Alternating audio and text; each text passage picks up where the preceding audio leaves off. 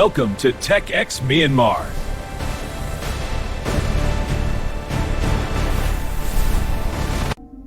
မင်္ဂလာပါဒီနေ့ဗီဒီယိုကတော့ကျွန်တော်တို့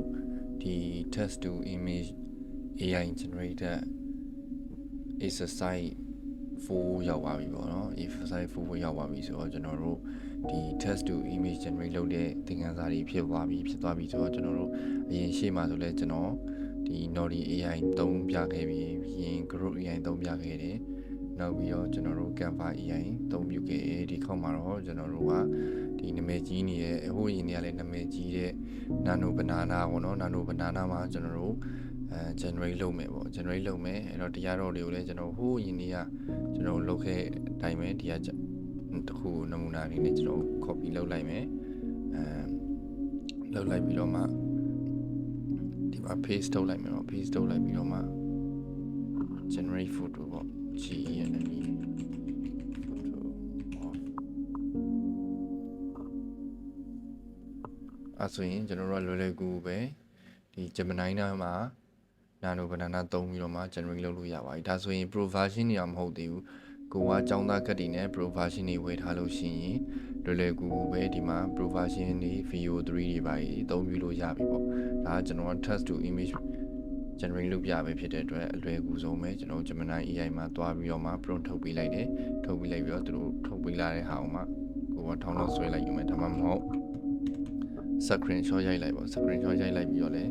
ကိုသုံးလို့ရတယ်ထောင်းလို့ဆွဲပြီးတော့လည်းသုံးလို့ရတယ်ကိုအဆင်ပြေလို့သုံးလို့ရတယ်အဓိကဒါပါတော့ဒီထဲမှာဆိုကျွန်တော်တို့က69 ratio လိုချင်နေဆိုရင်69 ratio ဆိုပြီးတော့ရိုက်ထည့်ပေးရမယ်ပေါ့ကိုလိုချင်တဲ့ဟာအတိအကျအဲ့တော့ကျွန်တော်တို့နောက်ထပ် prompt တစ်ခုရင်းနဲ့စမ်းကြည့်မယ်ပေါ့နော်ပေါ်ဆုံးက prompt အရှိကိုကျွန်တော်သုံးကြည့်မယ်ပြီးလို့ရှိရင်generate photo of 69 ratio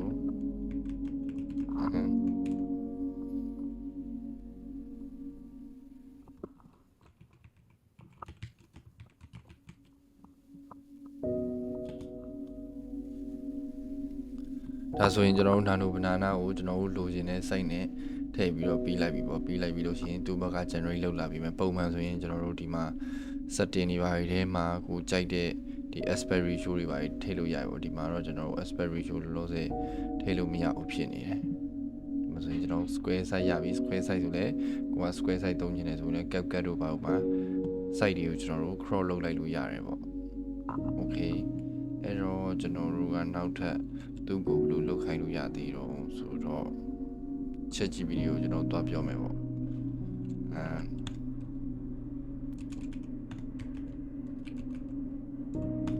Nano Banana give me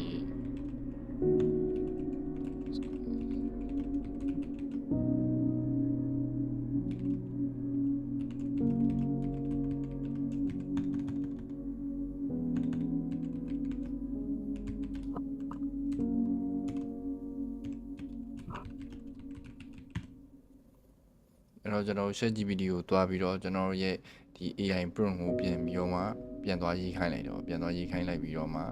ဒီ69 prompt ကိုသူ့လောက်ခိုင်းလိုက်မယ်ပေါ့ Okay ဒါဆိုရင်ကျွန်တော် copy လုပ်ရမယ် copy လုပ်ပြီးတော့ Gemini နဲ့ကိုပြန်ဝင်မယ်ဝင်ပြီးတော့ paste ထုတ်လိုက်မယ်အဓိက AI နေတုံးလို့ရှိရင်ကိုကဟို standard ဖို့တော့လူတွေချက်ချင်းအဆင်ပြေသွားတာတော့မဟုတ်ဘူးပေါ့ခုနကဆိုလဲကျွန်တော်တို့သူ Gemini နေပြီးတော့မှ prompt မထုတ်ပေးတဲ့ဟာကို site တွေအဆင်မပြေရရှိရပေါ့အဲ့ဒီမှာကျွန်တော်တို့ကဒီမှာသွားပြီးတော့မှ69 ratio နဲ့လုပ်ချင်နေဆိုပြီးတော့လုပ်ခိုင်းနေတယ်ဒါပေမဲ့ square site တွေပဲလုပ်နေပြီးသေးရပေါ့ဒါမျိုးလေးတွေတော့ကျွန်တော်တို့ခါကြလို့ရှိရင် AI generate လုပ်တဲ့အချိန်မှာလွဲမှားတာလေးတွေတော့ဖြစ်တတ်တယ်ဗျအဲ့တော့ကိုက site တွေပါယူသေချာလေးရွေးပြီးတော့လိုလိမ့်မယ်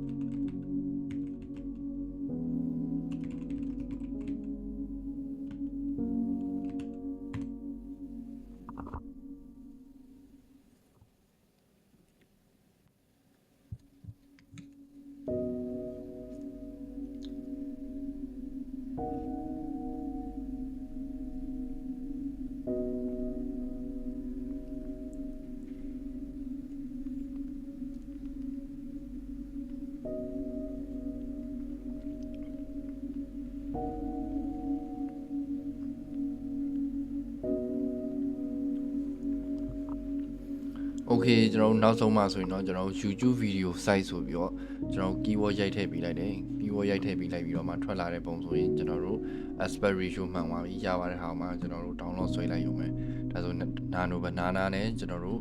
လောက်ထားတဲ့အရင်ရောโอเคနောက်ထပ် video တစ်ပုတ်လောက်ထပ်ပြီးတော့ကျွန်တော်တို့စမ်းပြီးတော့မှလောက်ကြည့်ကြည့်မယ်ပေါ့โอเคဒီတစ်ခါမှလည်းကျွန်တော်တို့ဒါကို copy လုပ်မယ်ပြီးရင် paste လုပ်မယ်ပြီးလို့ရှိရင်ဒါကိုလည်း copy ထပ်လုပ်မယ် paste လုပ်မယ်ပေါ့ကျွန်တော်ရိုက်လိုက်တဲ့စာ generate YouTube video site ပေါ့နော်ကိုလိုချင်တဲ့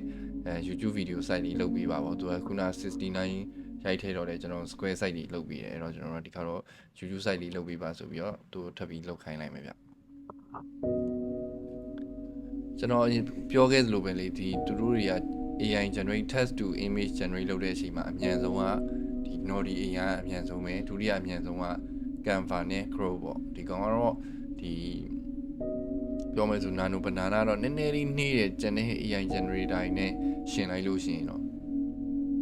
ဒါပေမဲ့သူ့ဘက်သူကတော့ free သုံးလို့ရတဲ့ထဲမှာတော့တကယ်ကောင်းတဲ့ထဲပါတယ်အဲ့တော့ကျွန်တော်ဒီသင်ခန်းစာတွေမှာထည့်ထားပေးရပါ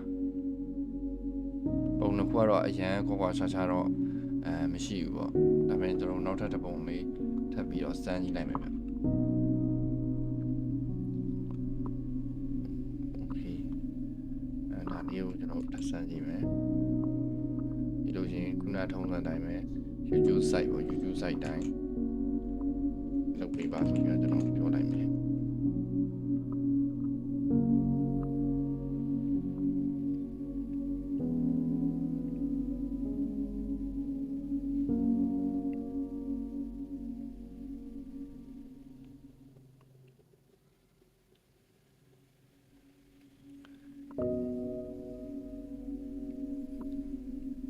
ကဲဒါဆိုရင်တော့ကျွန်တော်တို့ YouTube အတွက်တော်တော်လုံလောက်ပြီးတော့ဒါပေမဲ့ကျွန်တော်တို့ prompt ပေးတာလည်းမှန်တယ်တို့ပြီးတော့တစ်ခါကြာလို့ရှိရင်ဒီ AI တွေကနည်းနည်း error လေးတော့ရှိတတ်တယ်ပေါ့ဒီမှာ square site ပြန်ပြီးတော့လုပ်ပြီးတယ်ပြီးလို့ရှိရင်ကျွန်တော်တို့လိုအပ်တဲ့ဒီမှာ watermark တွေပါဆိုလဲဒီပုံမှာကျွန်တော်တို့ကတခြား logo တွေပါတက်လိုက်တာပဲဖြစ်ဖြစ်ပေါ့အဲ့လိုမျိုးကြီးလုပ်ရမှာကိုယ့်ရဲ့ channel logo တွေပါတက်လိုက်တာပဲဖြစ်ဖြစ်သို့မဟုတ် watermark ဖြုတ်တဲ့ software တွေလည်းရှိရပေါ့ဒါတော့ပိုင်းကျွန်တော် editing မှာပဲထပ်ပြီးသင်ပေးမယ်အခုကကျွန်တော်တို့ text to image generate လုပ်တဲ့ဟာတွေကို exercise တွေပြောပါအရင်ဆုံးကျွန်တော်တို့နံပါတ်1အနေနဲ့ Nodi AI နော်ဒါ realistic ဟာမျိုးတွေကြိုက်တယ်ဆိုရင် Nodi AI ပြီးလို့ရှိရင် Grow AI တော့ခင်မိတဲ့ဟာလေးပေါ့ပြီးလို့ရှိရင်ကျွန်တော် Nano Banana text to image generate လုပ်တဲ့ဟာပြီးလို့ရှိရင် Canva ပေါ့အဲဆိုရင်တော့ကျွန်တော်တို့AI generate လုပ်တဲ့ website text to AI image generate လုပ်တဲ့ဟာ website လေးခုပြီးသွားပြီအဲ့ဒီခုထဲမှာကိုကဘယ်အဆင်ပြေဆုံးဖြစ်မလို့ဆိုတာကိုယ်တိုင်သုံးကြည့် prompt နေရတယ်ကျွန်တော်ပြောလို့ပဲဒီ Telegram ဟာတွေယူသုံးလဲရတယ်ဒါမှမဟုတ်ကျွန်တော်တို့ဒီ ChatGPT ကိုတွားပြီးတော့ကိုယ်တိုင်မေးလဲရတယ်ဒါမှမဟုတ်ကျွန်တော်တို့ Gemini ကိုမေးပြီးတော့ prompt နေရေးခိုင်းလဲရတယ်ဒါကိုအဆင်ပြေလို့သုံးလို့ရတယ်ကျွန်တော်ကနေပြီးတော့လဲဒီမှာ prompt နေအများကြီးထည့်ထားပေးတယ်ဒီ prompt တွေကိုချက်ချင်းထည့်လိုက်တာနေတော့ဟိုအဆင်ပြေသွားမယ်လို့တော့ကျွန်တော်မဆိုလို့ဘူးဒါပေမဲ့ဒီ prompt တွေကတော့အရန်သုံးဝင်မယ်လို့တော့ဆိုလိုပါတယ်ဘာလို့ဆိုတော့ prompt ဒီတည်း69ခုထည့်မယ်ဆိုရင်တော့69ခုမှာအခုတရားထည့်မယ်ဆိုရင်တော့69ခုလောက်ကတော့အလုပ်ဖြစ်လောက်တယ်အဲ့ဒါမှကိုက keyword တွေဒီ YouTube site တွေကိုကမှ9:16နဲ့16:9ဒါတွေကိုမှကိုလိုအပ်တဲ့ဟာကိုသေချာလေး keyword ကိုရိုက်ထည့်လို့ရှိရင်တော့အဆင်ပြေမယ်လို့တော့ကျွန်တော်မျှော်လင့်ပါတယ်โอเคပါဒါဆိုရင်သင်ခန်းစာလေးကိုဒီမှာပဲရက်လိုက်ပါမယ်ခင်ဗျအားလုံးလည်းအဆင်ပြေကြမယ်ထင်ပါတယ် Welcome to TechX Myanmar.